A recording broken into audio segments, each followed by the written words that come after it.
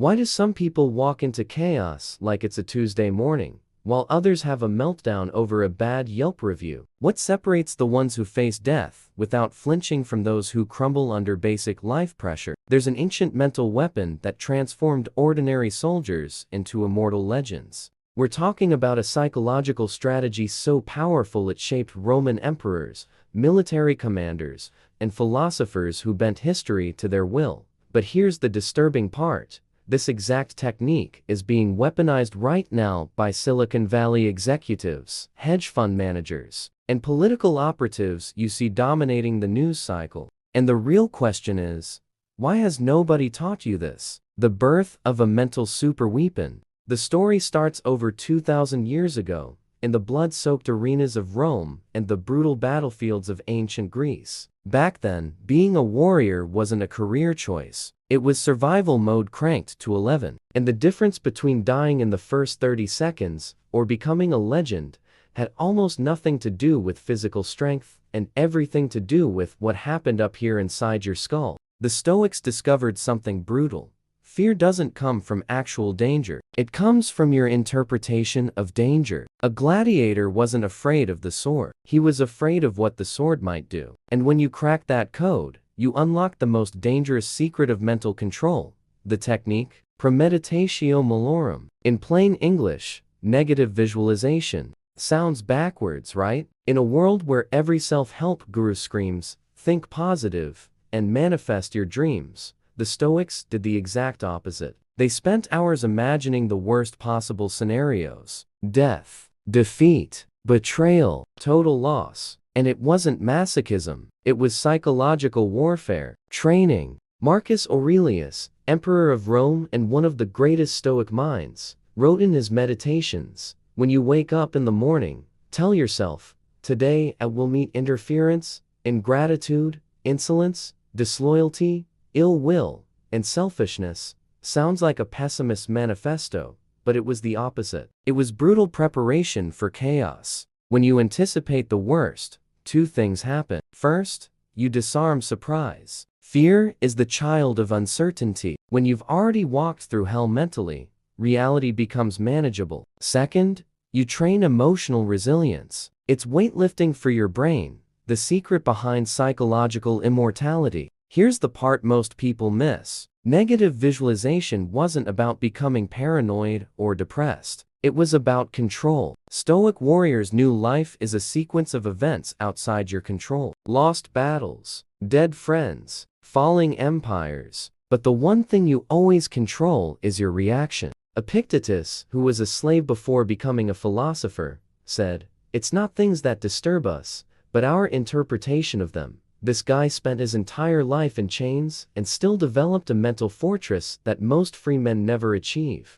How? Extreme negative visualization. He imagined losing everything because he already lost everything. And when you reach that point, nothing shakes you. Roman gladiators used this technique before entering the arena. They visualized their own death, not to quit, but to remove fear. Because when you've already accepted the worst possible outcome, you fight with absurd mental clarity. No hesitation, no panic, just pure action. And here's the irony. While ancient warriors used this to survive real battlefields, today, we can barely handle an aggressive email from our boss. The technique is the same. Mental fragility is what changed. If you're finding value in this, hit that like button. It helps the algorithm push this to more people who need to hear it.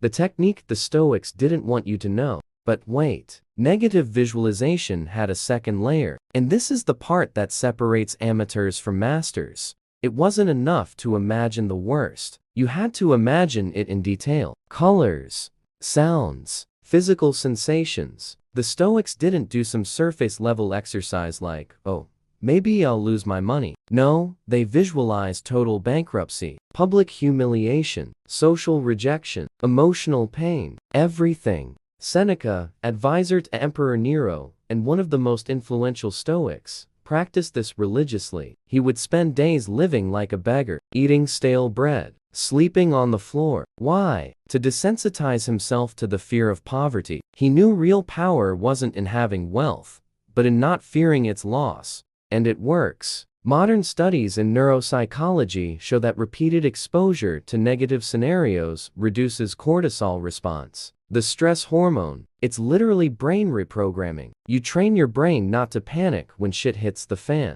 Navy SEALs use a modern version of this. They call it mental rehearsal.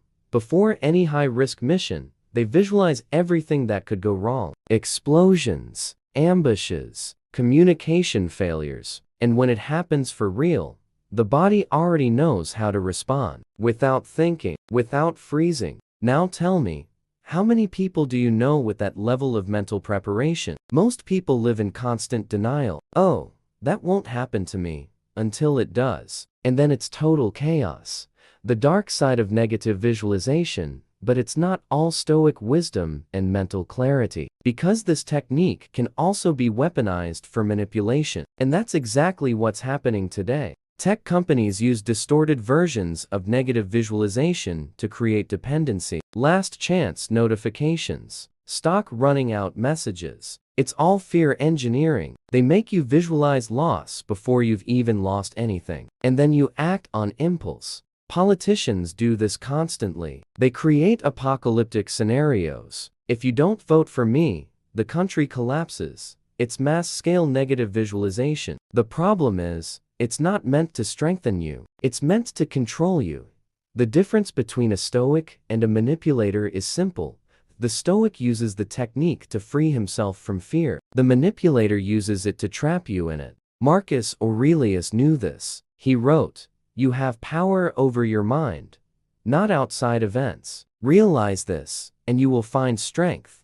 The secret isn't to fear the worst. It's to accept the worst might happen and still choose to act with dignity. How the modern elite uses this against you, this is where things get interesting and disturbing. Today, billionaires and big tech CEOs apply negative visualization strategically. Jeff Bezos, founder of Amazon, is famous for imagining total bankruptcy scenarios during executive meetings. He forces executives to visualize Amazon collapsing. Why? To eliminate complacency, to keep everyone in maximum alert mode. Elon Musk does the same thing. He's publicly said he thinks Tesla could fail at any moment. It's not pessimism, it's control. He removes the fear of failure by accepting it as a constant possibility. And when you're not afraid to lose, you play with an aggression competitors can't match. Ray Dalio, founder of Bridgewater Associates and one of the world's most successful investors,